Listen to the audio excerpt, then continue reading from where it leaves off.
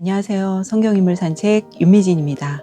오늘은 사도 요한의 형이며 예수님의 12제자 중 한 명인 야고보와 함께 동행해 보겠습니다.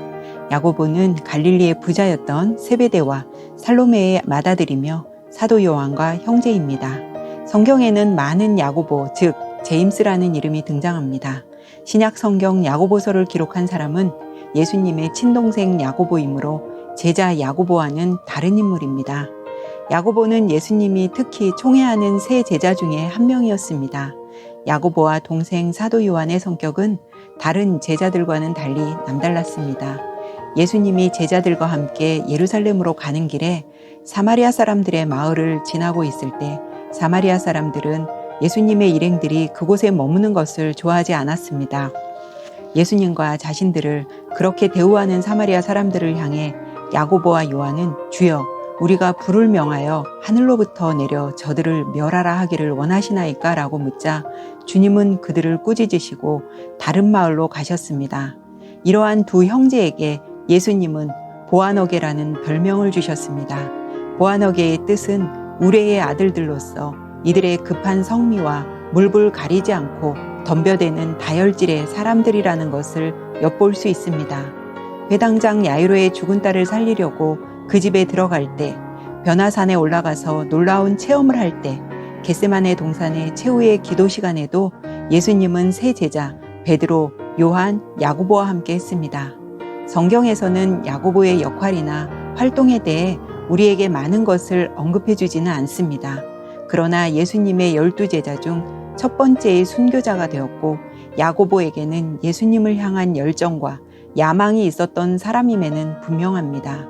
세상이 새롭게 되어 인자가 자기 영광의 보좌에 앉을 때에 나를 따르는 너희도 12 보좌에 앉아 이스라엘 12지파를 심판하리라 라고 예수님은 말씀하셨습니다.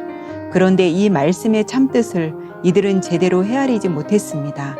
예수님이 예루살렘에 올라가셔서 메시아, 즉 왕이 되시면 예전 다윗 왕국의 영광을 다시 회복하여 지금 이스라엘 백성들이 로마로부터 고통받고 압제당하는 것으로부터 해방될 줄로 믿고 있었습니다. 그래서 야고보의 어머니 살로메가 예수님을 만나 자기의 두 아들을 위한 청탁을 합니다. 주님의 나라에서 자기 아들들을 하나는 주님의 우편에 하나는 주님의 좌편에 앉게 해달라고 부탁합니다. 비록 야고보의 어머니가 청탁을 넣었지만 이것은 야고보와 요한이 원하는 일이기도 했습니다.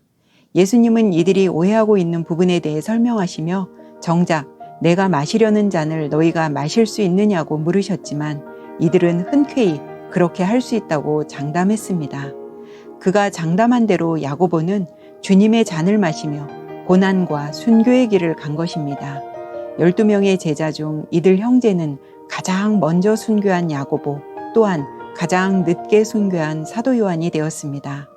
야고보는 헤롯 아그리파 1세에 의해 칼로 목베어 죽임을 당했고 더더욱 유대인들에게 환심을 사려고 사도 베드로까지 옥에 넣어 죽이려 했지만 하나님의 권능으로 베드로는 옥에서 풀려납니다. 결국 야고보를 죽인 헤롯 아그리파 1세도 주의 사자가 치자 벌레에게 먹혀 죽게 되었습니다. 여러분, 오늘 하루는 어떠셨나요? 열정도 있고 야망도 있던 야고보는 어쨌든 자신이 장담한 대로 주님의 잔을 마시며 예수님의 제자 중 가장 먼저 순교의 면류관을 쓰는 영광을 안았습니다. 야고보는 주님의 옆에 앉고 싶어하는 거룩한 소원을 가지고 있었습니다.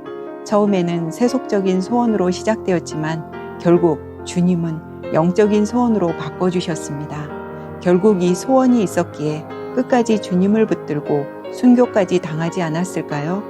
오늘 밤 우리도 야고보를 생각하며 주님을 향한 우리의 진정한 소원은 무엇인지 생각해 보면 어떨까요?